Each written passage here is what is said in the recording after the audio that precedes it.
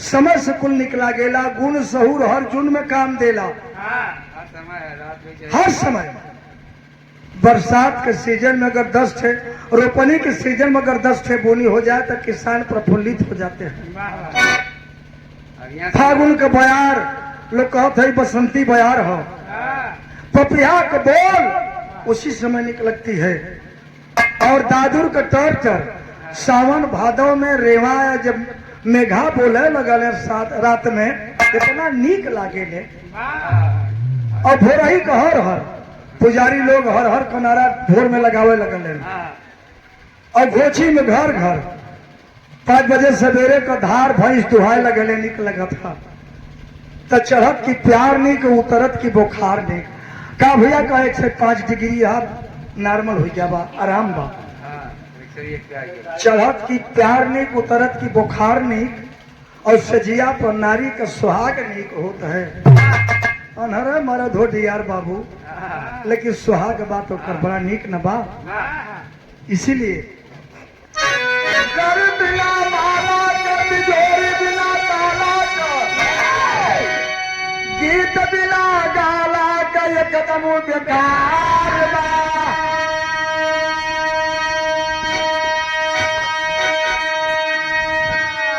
कुल बिना धिया के घर बिना दिया के, और सेज बिना पिया के एकदम बेकार बा।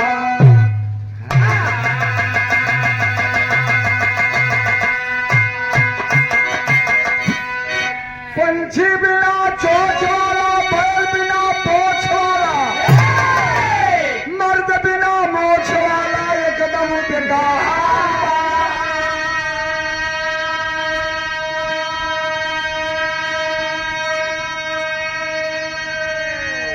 सब्जी बिना आलू का, जंगल बिना भालू का, राजनीति बिना लालू का एकदम बेकार बा।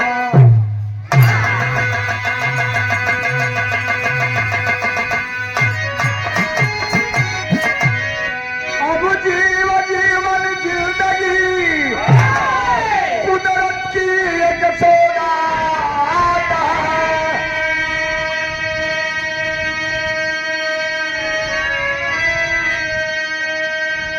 अरे क्या हमने चूर मानो, क्या तेरी औकात है।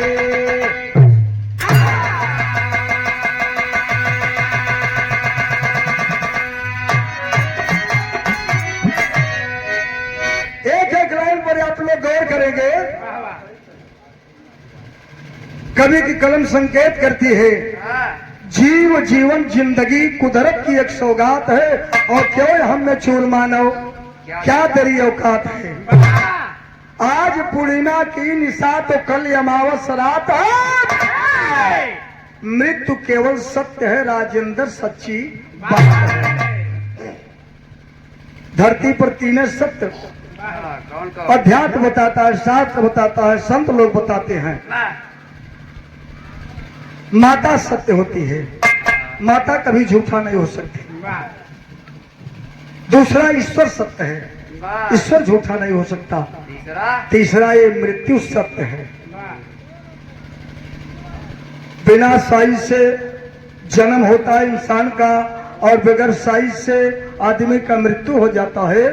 लेकिन इंसान पूरी जिंदगी अच्छी अच्छी साइज खोजने के चक्कर में परेशान है।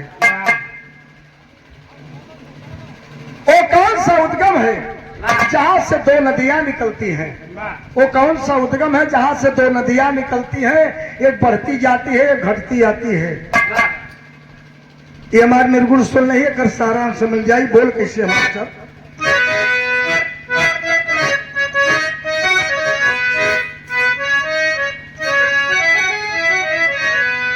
जीवन रूपी जिंदगी जीव से कहले का कहला।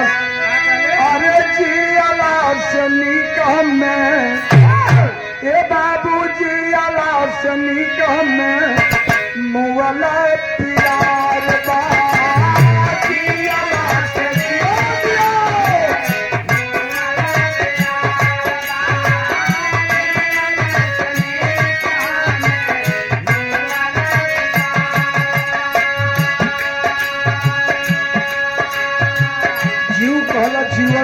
जिंदगी काहे रे बरस मुवला पे पानी का मिलता दुलार मिलता दुलार मिलता दुलार ए बाबूजी अला सनी कम मुवला प्यार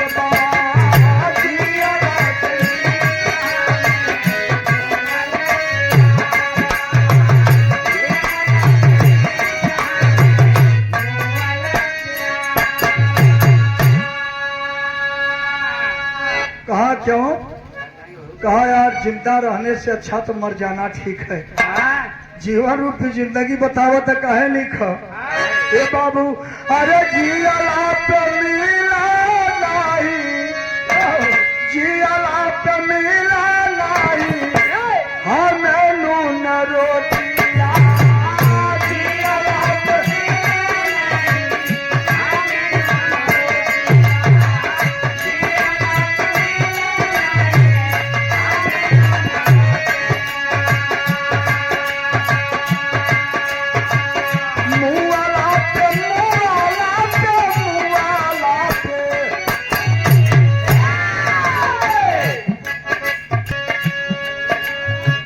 जियला पे मिला नहीं हमें नून रोटिया जियला पे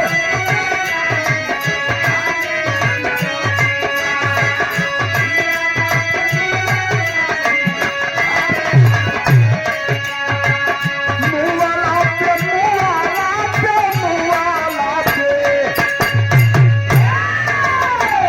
मुवाला पे मेरा थाल भरल खटिया मुवाला पे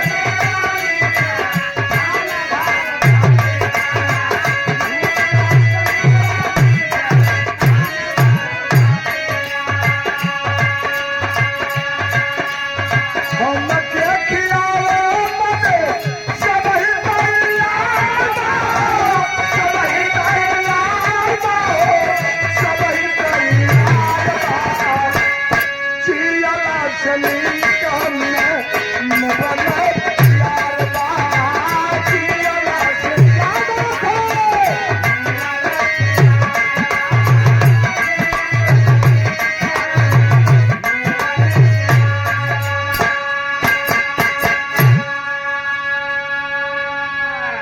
कहा रे यार मैं वही इंसान हूँ जिंदा रहने पर अगर हमके खाए के ठिकान ना बा तो हमारे हित मीत गांव देश कक्का दद्दा केहू पूछे वाला ना बा लेकिन मैं वही इंसान हूँ जब मरने के कगार पर हो गया ना मुख से बोल जा रहा है ना कान से सुनाई दे रहा है ना आंख से दिखाई पड़ रहा है तो हमारे सिरहाने पर दूध केला संतरा सेब मौसम्बी का जूस अनार का जूस गंगा जल लड्डू रखल बा और लोग जुटल बा अड़ोस पड़ोस के जैसे हमसे कबो बोल बालना बा हो आदमी यार के भाई आज उनकर अंतिम समय कब प्राण निकल जाए तैसे हमहू पानी डाल दे हितई मितई से लोग आए गए हम क्या ना चिन्ह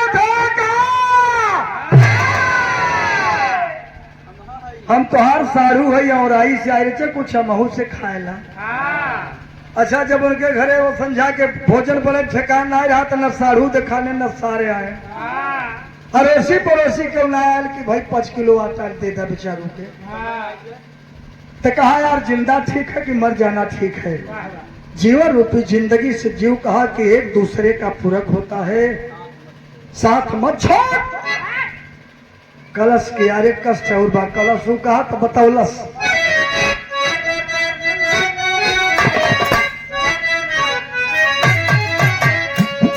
हाँ जियला पे मिला नहीं जियला पे मिला नहीं फाटा ही लुगारिया जियला पे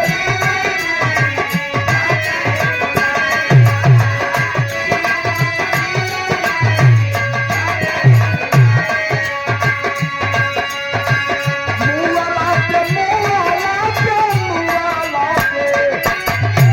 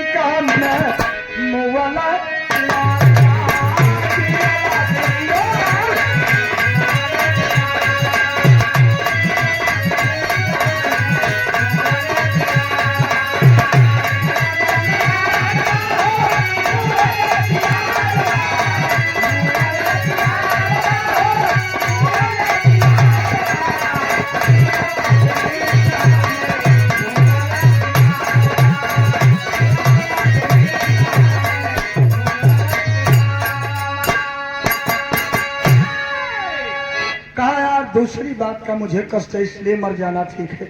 कहा क्यों?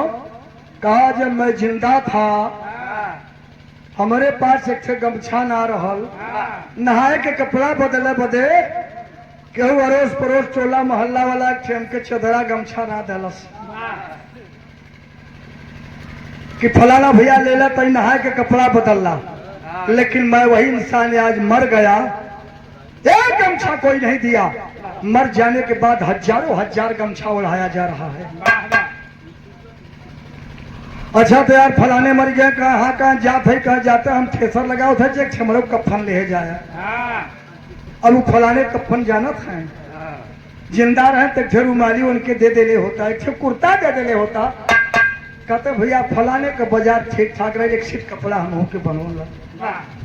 मर गए पर एक एक हजार कफन मिलत बा, हम जिंदा रहले पर कपड़ा बदले बदले केहू ना दिलस। इसलिए यार जिंदा से मर जाना ठीक है। जीवन रूपी जिंदगी का लस एक दूसरे का पूरक होता है। नारी का पूरक नर है और नर का पूरक नारी। तेरे बगैर मालिक ना खिल सके फुलवारी। क्यों ऐसा कर रहा है? बड़ी संसार देखने को है। कहलस की अच्छे और कष्ट है, का बतौलस?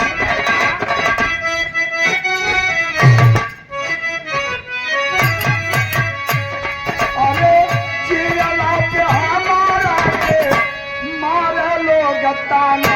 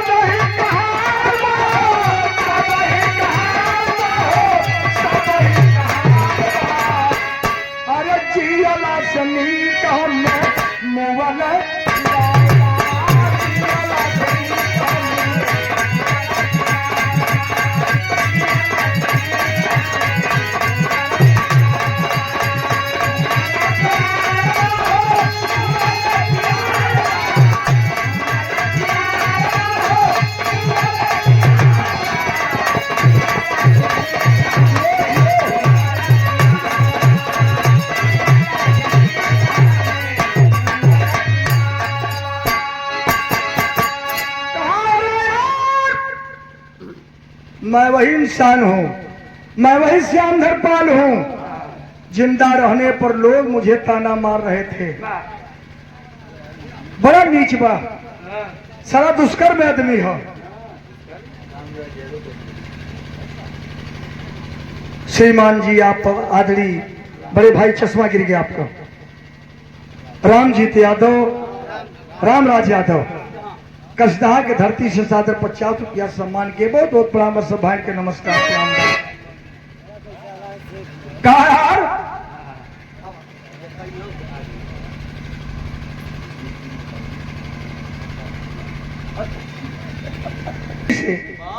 बहुत रुपये सम्मान के बहुत बहुत प्रणाम बा। कई बार आपके हाथ से भोजन खाया हूँ, आज भी आपका ही ठीक है भोजन का नहीं यहाँ पर।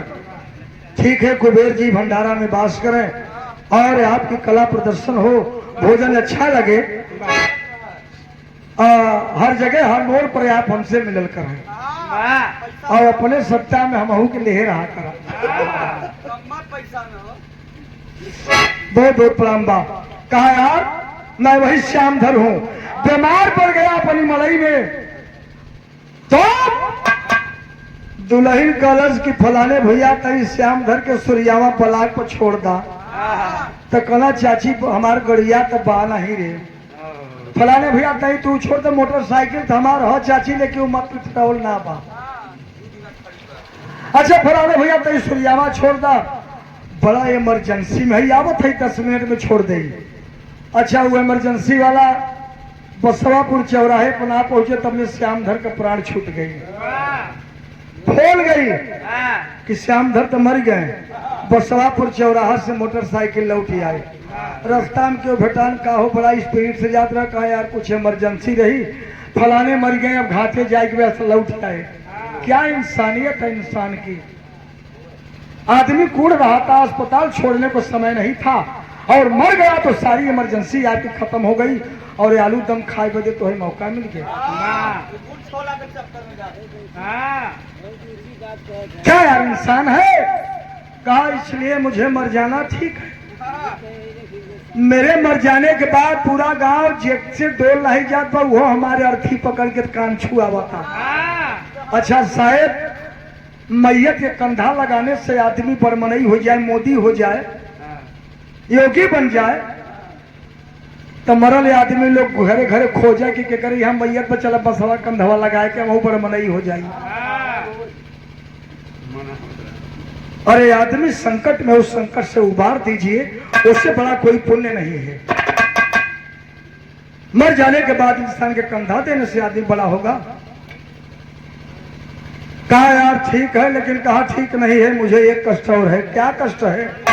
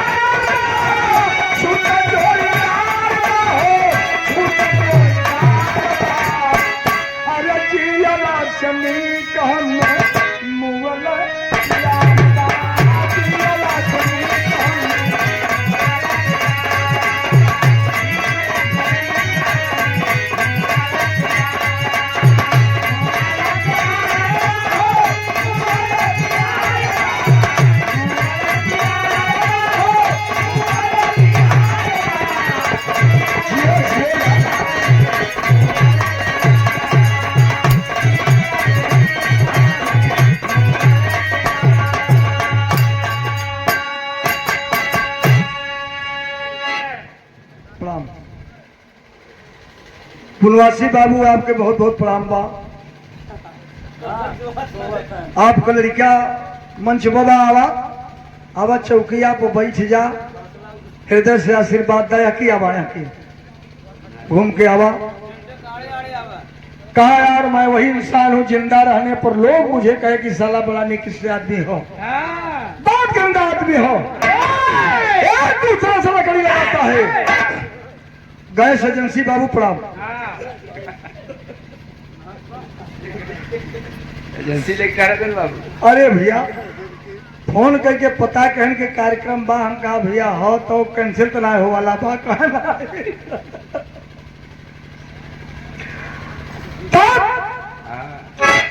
मुझे लोग घृणा कर रहे थे, ताना मार रहे थे। आज मर जाने के बाद लोग कर रहे हैं कि अरे हरे हरे हरे। हमारे साथ में एक क्लास में दोनों आदमी पढ़े, एक के साथ में गोरू चरावल गई, एक का साथ कलकत्ता में रह गई। तो हमार छड़ी दे दे, आज दुनिया छोड़ देलस बेचारा, होते ही दरवाजे पर चल जाई। सबके आंख से आंसू गिर जाता है, दुश्मन क्यों ना हो उसके आंख से आंसू गिर जाता है। तब उससे याद आता है कि संसार में कुछ नहीं है। किसी ने कहा है, पुराने पहले कहा कि चिंता में चतुराई बढ़े, चिंता में चतुराई घटे, दुख में घटे शरीर, और पाप के लक्ष्मी घटे कही गए दास कबीर। एक उल्टा हो गया हमारे अंदाज से। अब चिंता में चतुराई बढ़े, दुख में बढ़े शरीर, और पाप की है लक्ष्मी बढ़े, जग में बढ़े नजीर। मतलब इंसान कतो अटपटे बज गया तो ओकर दिमाग इतना तेज दौड़ा था कि केकरे लगे फोन करी कि हम उभर जाइए। जेल में भी बा तो फलाना के लगे फोन करो तो उनकर बड़ा सोर्स हमके छुड़वा दे। चतुराई बढ़ता ना बढ़ा था और दुख में बढ़ाई शरीर। जिंदा व्यक्ति के सवेरे 4 बजे भोर से फरसा लेके खेते में 1 बजे भर फरसा चलाओ भैया, रामराज भैया 1 बजे आवा और नहाए धोए के जब खाना खाए बैठ जा तो मेहरारू अचार और रोटी दे देलस तो गुस्सा में तोहार एक आंख लाल बा करे। नीच हमरे समझ में ना आवा तो कितना शर्म तोरे ना लगत बा कि 4 बजे भोर से हम फरसा चलावत हई और खाए बदे अचार और रोटी दे तो तोहार एक आंख लाल बा। मेहरारू को गुस्सा में दोनों आंख लाल रहा था। दहियरू के नाती की हवा मत हवा तो रखिया फूट गई रही तोरे संगवा 4 बजे खमहू बिया उपारत है तोहर कौन माई मौसी बैठी आई पूरी बनवई तो जौन आंख लाल रही वो कायदे को हो गई। तो पड़ोसी बैठा बा ओकरे घरे भैंस लागा तो खाभा दूधौ बा दहियो बा उ नहीं कहता श्यामधर जाय दे एक पौआ हला दही ही से खाई ले। और वही श्यामधर जब बीमार हो गए और जीवन दीप भदोही में भर्ती हो गए तो नातो रिश्तेदार पड़ोसी हमार अचार रोटी खात रहे तब उस साला एक पौआ दही नहीं दे सका और हॉस्पिटल में भर्ती हो गए तो 2 किलो सेब छुलावत के रुआब से नहीं पहुंचा। देखा है अब नाके में काने में मोहे में नली लाग गया साथ ले में भारी बाप तो 2 किलो सेब झुलावत गई गया। अरे ससुर वही जब हम खाए बिना मरत रहे दही ना ऐसे जैसे कह पौआ तब हम बीमार ही न हो। अस्पताल से वापस आए तो गांव देश हित मित लोग देखे आवत है भैया दूध दुहान में कहे नहीं कहा देखा बीमार रहे बहुत 2 महीना नहीं दूध बनाई दे 1-8 महीना अनारे के जूस पियाई दे। अब उनके चालू हो गया संझा सवेरे दूध ही आवे लाग सवेरे संझा अनारे के जूस ही आवे लाग किशमिश बादाम काजू का हलवा 1 महीना में शरीर गच्छा गच्छ हो गई। कहो भैया है बीचे का भैया बीमार रहे तो सेवा सत्कार बहुत ठीक ठाक हुई तो दुख में अब शरीर बढ़ाता घटत नहीं है पुराने का दुख में घटे शरीर अब बढ़ाता और पाप की है लक्ष्मी बढ़न नाव न ले इंसान है धरती पर निगाह दे दिया। जितना जने यह लाइन कहे तो एक गाड़ी में चाबी लगा कहीं अम्बा हवा ना ही ना कहीं जाए फॉर्चूनर स्टार्ट कर दिया और तू बहुत शरीफ आदमी है। सूर्यावा जाए के बाद देखा साइकिल में हवा नहीं ना तो 1 किलोमीटर पैदल जाबे। अब अशोक बाबू अब साइकिल की दुकान जल्दी खत्म ना बेटा कहाँ हवा भरी तो दुख में शरीर रहता। चचा प्रणाम।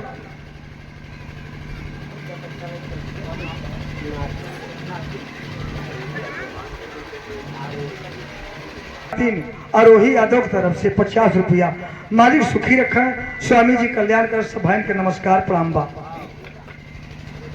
आखिर लाइन बा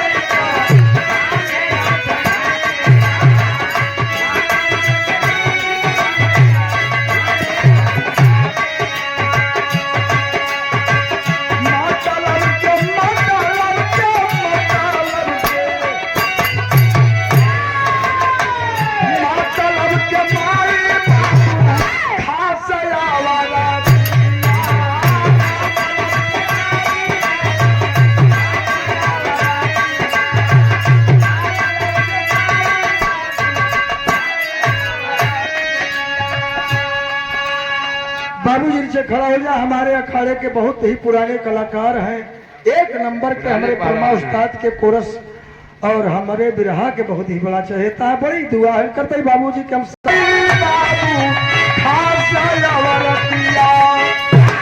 अरे मतलब खत्म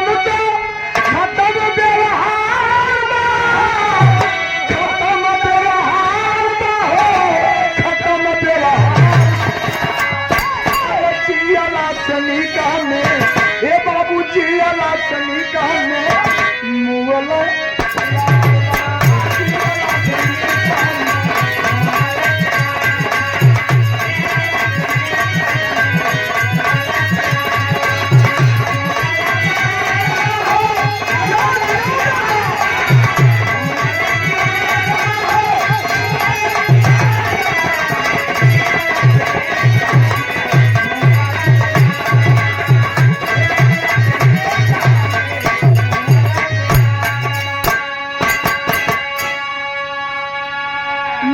का संसार है। बाप बेटा का अगर मतलब पूरा होत बा तो रिश्ता बा, नहीं तो बाप बेटा में अलगौजी। यहाँ तक कि औरत मर्द में अलगौजी देखले बाड़ी हम। ये संसार मतलब का है। जेकरे यहाँ मैयत हो जाता है, पूरा गांव इकट्ठा हो जाता है। आप सब गौर करें, पूरा परिवार रोता है तो अपन स्वार्थ रोता है। जो इंसान मर जाता है उसके लिए कोई नहीं रोता है, सब अपना स्वार्थ रोता है। हमारे पड़ोस से छह बुजुर्ग रहे, उनके 3 ठे बेटवा रहे भैया, और तीनों अलगे अलगे रहत रहे, तीनों अलग अलग रहते रहे। बाबू की तबीयत थोड़ा सा गड़बड़ हुई गई। बड़का बेटवा चला के सुरियामा रजाई भरावे, ठंडी की सीजन रही, रजाई भराई के लेके आए। दुआरे साइकिल खड़ी के हैं, चला गए मड़ई में। कहा बाबू कहा, तो बेटवा खुद जो जला था, साइकिली में से रजाई छोड़ के ले गए, बाबू के उड़ाए दे। कहा बाबू ठीक बा, कहीं कुछ आराम बा। चला गए गांव में। 2 घंटा के बाद बाबू दुनिया छोड़ दे, दुनिया छोड़ दे। बूढ़ा लागी छाती पीट के रोवे। हमारे पिता तुल्यादरी श्रीमान छोटे लाल यादव महदेपुर के धरती से बहुत रुपये सम्मान के बहुत बहुत प्रणाम, सब बहन के नमस्कार प्रणाम बा।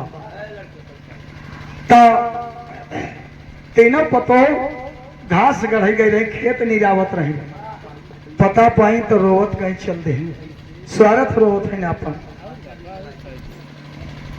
छोटकी पतो रोता कि बपाई ओ बपाई, छोटे छोटे गा दिला के देखिए बपाई। लहुरी पतो रही, छोटवा लड़किया रहे, बाबू लोग धाये रहत रहे, तब वो कुछ कारोबार कर लेत रही।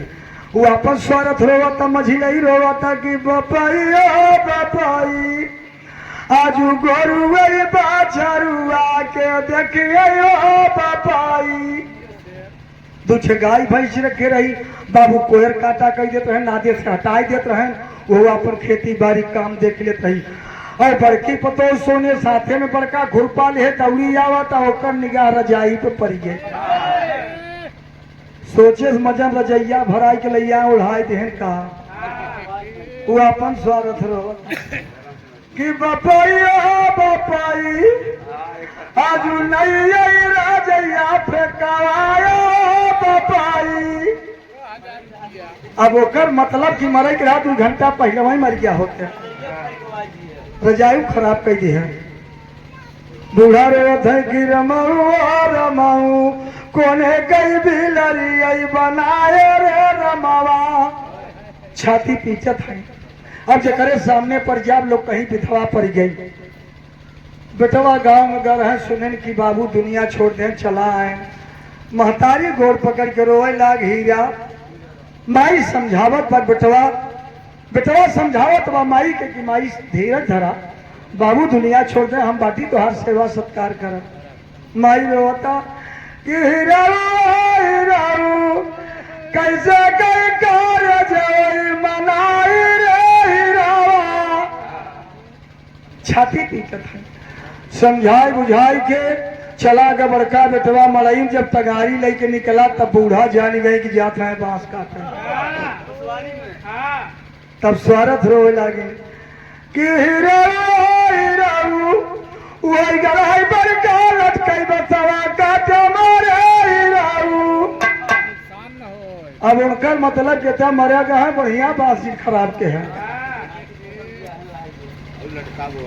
संसार ही स्वार्थ में बढ़ावा। क्यों नहीं कहा कि बाबू हमारे मर गए, बाबू के ही नहीं खियावा, बाबू के ही सेवा नहीं किया, बाबू अपने बदे कुछ लेके नहीं गए, जौन कुछ बनाए हम है सबके। आखिर नहीं मास्टर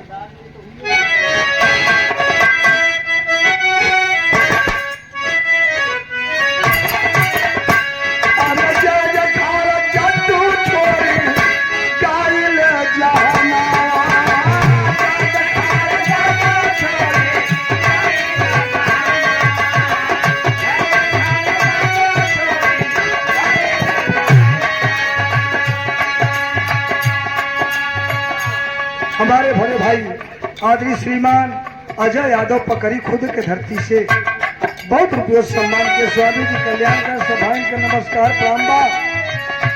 धनराज भैया पकड़ी के कर्जा हमरे मर जा तबे हो रहा है, चूके ना।